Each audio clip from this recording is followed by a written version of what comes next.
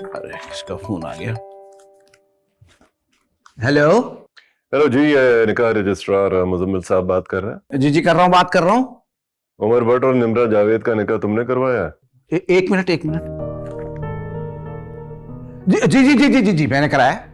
तारीख तो 1 साल पुरानी है, लेकिन पेपर इतना नया क्यों है? भाई हमारा पेपर तो क्वालिटी वाला होता है, जुगाड़ू काम हम करते ही नहीं है। अच्छा, मतलब कि अगर मैं इन्वेस्टिगेट करवाऊं तो जाली नहीं निकलेगा? निकाह तो सब असली होते हैं, शादी बस धोखा होती है। आप तो शादीशुदा हैं, आपको तो पता ही होगा। दाल में जरूर कुछ काला है, मैं ढूंढ कर ही रहूंगा। हो सकता है दाल ही काली हो। क्या मतलब है? और मतलब का तो मुझे नहीं पता, क्योंकि मैं मतलब बंदा नहीं हूं। मैंने ऐसे ही बोल दिया, हो सकता है आप लाजवाब हो जाए। लाजवाब तो हूं, लेकिन तफ्तीश नहीं छोड़ूंगा। Good bye. बड़ा ही ढीठ आदमी है भाई, तफ्तीश नहीं छोड़ रहा। एक एक काम करता हूँ, उनको फोन करता हूँ। क्या नाम था? निम्रा? क्या कहाँ था?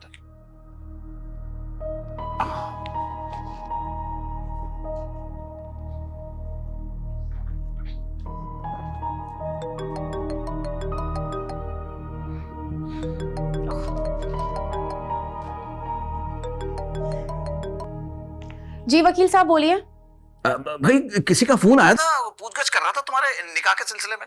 आप परेशान मत हो, वो डैडी ही हैं, लेकिन उनको तो पता ही नहीं है। बस 10-15 दिन की बात है, उसके बाद ये मुल्क छोड़ के भाग जाऊंगी। इसके फिर एक्स्ट्रा चार्जेस होंगे। हाँ? कितने? एक काम करो, पूरे 200 का इजी लोड करा दो इसी नंबर पे। क्या? ज्यादा पैसे मांग लो तो क्या, कम पैसे मांगो तो क्या? तुम लोगों को दीनीवान नहीं है क्या?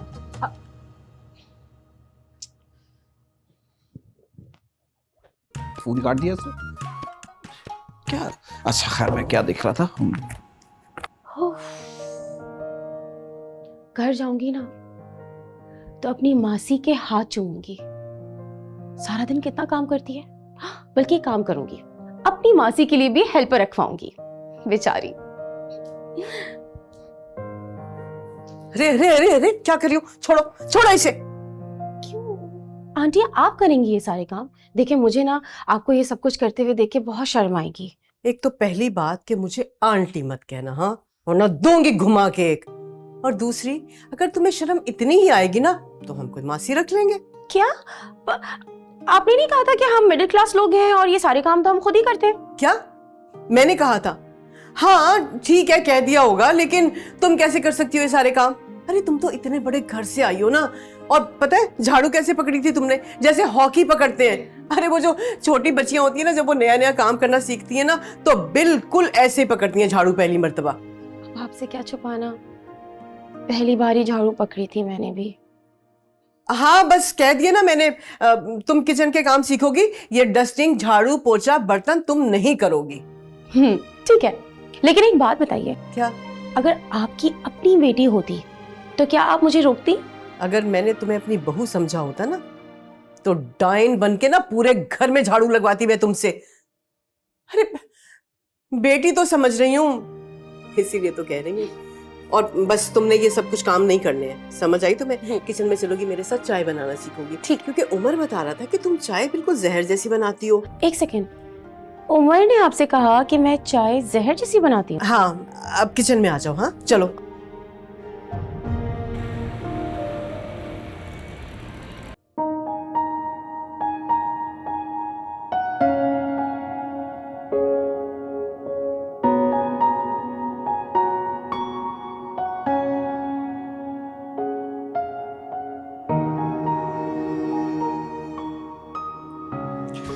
बड़ी ज्यादती हो रही है मेरे साथ यार। एक आध घंटा ही मुझे सोने के लिए दे दो बिस्तर पर, जमीन पर सो सो के कमर दुख गई है मेरी। तो बैठ जाओ, किसने मना किया? कागजी बीवी हूं, ऐसे कैसे बिस्तर पे बैठ जाऊं तुम्हारे साथ? वैसे एक बात है, तुम्हारे डैड के डर से ना हम दोनों ने असली निकाहनामा पे साइन किया। भले 15 दिन का ही सही, लेकिन निकाह असली है। तो बैठ सकती हो, बैठ जाओ। आ जाओ, इजी हो जाओ प्लीज।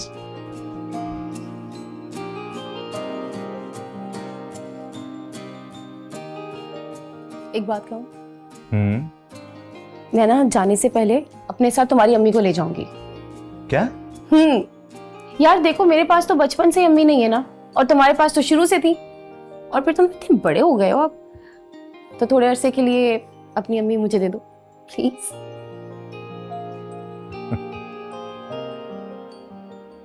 ठीक है, ले जाना। रियली?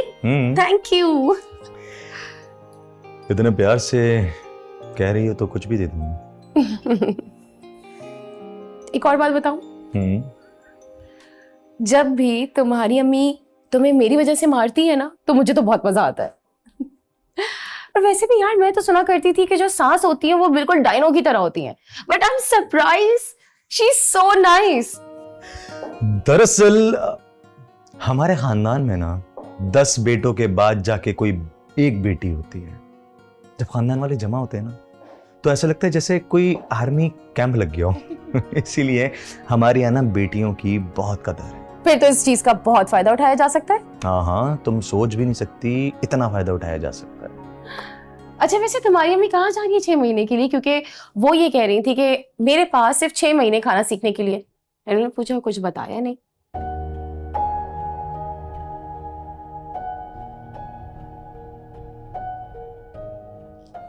अच्छा ठीक है, अगर तुम नहीं बताना चाहते तो इट्स ओके, फाइन।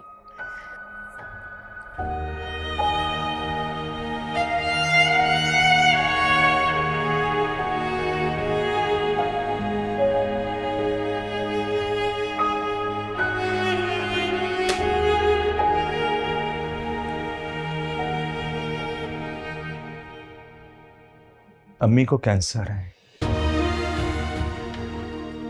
व्हाट? सिर्फ 6 महीने हैं उनके पास। I am so sorry. वैसे एक बात पूछूं?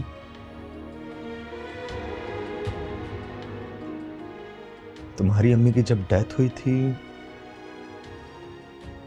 तो तुमने खुद को कैसे संभाला था? मैं तो बहुत छोटी सी थी,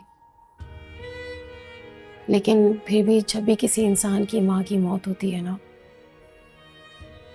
उसे खुद को संभालना बहुत मुश्किल होता है। ऐसा लगता है जैसे सांस चल रही है लेकिन जिंदा नहीं है, और मौत भी नहीं आती।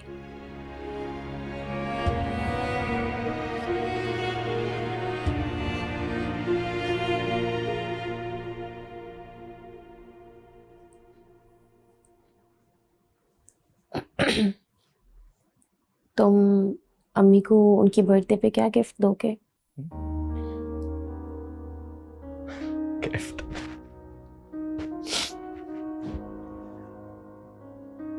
सोचा था कि अगर ऑफिस से मुझे तुम कुछ दिनों के लिए छुट्टियां दे देती तो अम्मी को नॉर्दर्न एरिया लेकर जाता। अम्मी कराची से आज तक बाहर नहीं गई हैं, लेकिन अब तो 20 लाख रुपए मिल रहे हैं। सोच रहा हूं उन्हें एक मुल्क से बाहर लेकर जाऊं, घुमाऊं, उनको खुश करूं। तुम्हारी अम्मी ने चाय बनाना सिखाई है मुझे, बना कर लाऊं? अभी लाती हूँ।